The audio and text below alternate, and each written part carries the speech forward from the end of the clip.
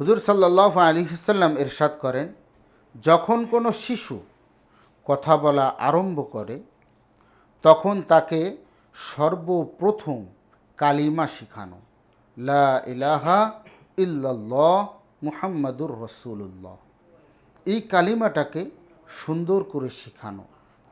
এবং এই হাদিসের মধ্যে দ্বিতীয় অংশ বলেন, যখন কোনো মানুষ একেবার জীবন মরণের সন্ধিক্ষণে অর্থাৎ মৃত্যুশয্যায় শায়িত, মৃত্যুবরণ করবে বা মৃত্যুবরণ করার একেবারে নিকটবর্তী হয়ে গেছে, তখন তাকে কালিমার তালকিন করো। কালিমার তালকিন মানে হলো এরকমভাবে না যে একজন মৃত্যু ব্যক্তি মৃত্যুশয্যায় শায়িত, আমি বললাম লা ইলাহা ইল্লাল্লাহ মুহাম্মাদুর রাসূলুল্লাহ, এটা পড়ে আমি বললাম যে ভাই পড়েন, এটা তালকিন না। কালিমার তালকিন হলো মৃত্যু ব্যক্তি যখন একেবারে শেষ সময়ে উপনীত, তখন তার সামনে কালিমা পড়া, যে লা ইলাহা ইল্লাল্লাহ মুহাম্মাদুর রাসূলুল্লাহ।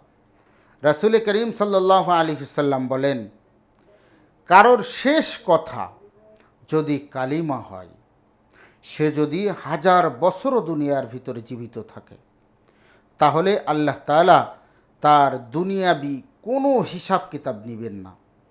এখন এর থেকে আমাদের দুইটা প্রশ্ন আসে, যে সে কি যদি কারো শেষ কথা কালিমা হয়, তাহলে কি সে পূর্বের জীবনে কোনো গুনাহ করেননি?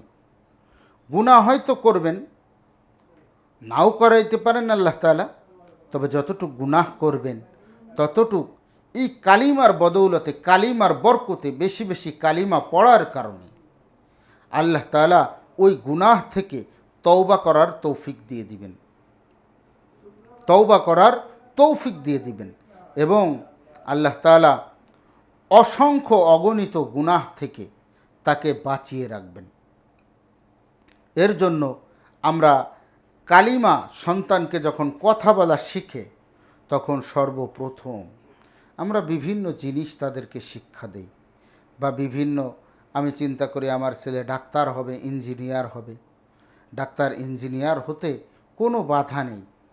আমরা অনেক সময় চিন্তা করি আমার ছেলেটা ইংলিশ মিডিয়ামে পড়বে, ইংরেজি বলা শিখুক। ভাই, ইংরেজি বলা শিখুক, এতেও কোনো অসুবিধা নেই। কিন্তু আমার ছেলে হোক মেয়ে হোক, সন্তানরা যখন কথা বলা শিখবে, তখন প্রথম আল্লাহর নাম নেওয়া শিখায়, কালিমা পড়াটা শিখায়, কালিমার শিক্ষাটা আমরা তাদেরকে দেই। অবশ্যই অবশ্যই এই কালিমার শিক্ষাটা এক সময় না এক সময় কাজে আসবেই আসবে। রাসূল করিম সাল্লাল্লাহু আলাইহি ওয়াসাল্লাম বলেন, আল ঈমানু বিদউ ওয়া সাবউনা শু'বা, ঈমানের 70টিরও অধিক শাখা রয়েছে।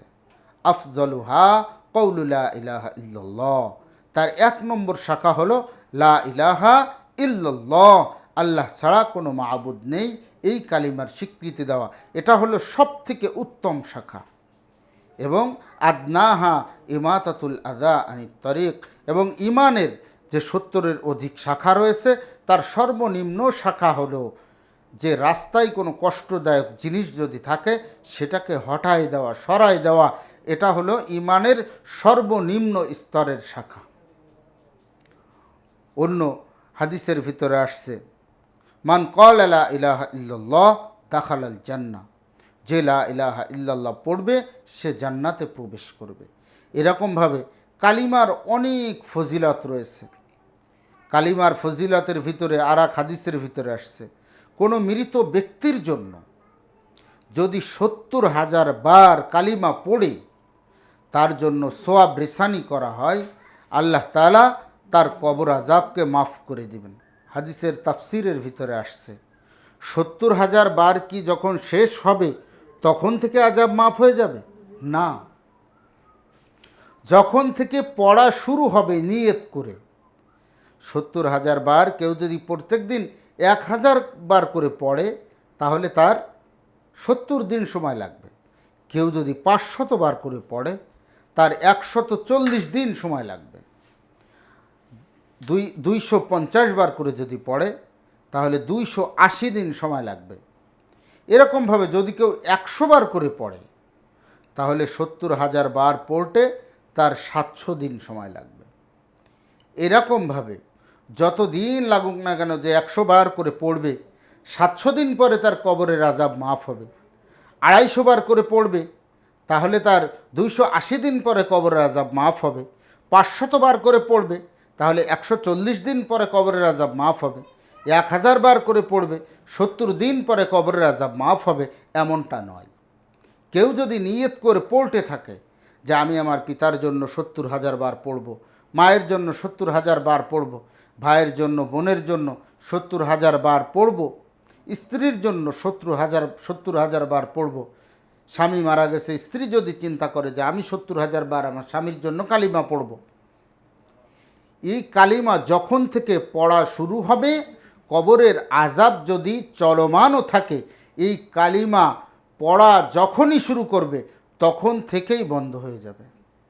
এর জন্য ভাইরা আমার, শুধু শুনলে হবে না। অনলাইনে আমরা অনেক সময় আলাপ আলোচনা শুনি, কিন্তু আমাদের শোনার পর আমরা আমলের জন্য হয়তো ওই সময় একটু সচেষ্ট হই, কিন্তু পরবর্তীতে আমাদের আর মনে থাকে না। এর জন্য আমরা আলোচনাটা যখন শুনব তখন অন্তর থেকে শুনব, এবং এই জায়গার থেকে আলোচনাটা শুনে নিজের জীবনের সঙ্গে বাস্তবায়ন করার চেষ্টা করব। আমি শুধু শুনেই গেলাম, নিজের জীবনের সঙ্গে বাস্তবায়নের জন্য সচেষ্ট হলাম না, তাহলে আমার এই শুধু শোনার দ্বারা একটি নেক আমল করার কারণে যে একটি সওয়াব হয়, শুধু শুনলেও একটি সওয়াব হবে, কিন্তু নিজের জীবনে বাস্তবায়ন করলে শ্রোতা এবং বক্তা উভয়জনেরই লাভ। এর জন্য আমরা নিজের জীবনের সঙ্গে যে কথাগুলি, আমলের কথাগুলি শুনি, তখন নিজের জীবনের সঙ্গে বাস্তবায়ন করার চেষ্টা করা, পরিবার পরিজন বা আমার নিকটজন যারা আছে তাদের জীবনের সঙ্গেও এটাকে যেন বাস্তবায়ন করতে পারি, সেটার জন্য সচেষ্ট হওয়া দরকার। আল্লাহ তাআলা আমাদের সকলকে আমলের প্রতি যত্নবান হওয়ার তৌফিক দান করেন।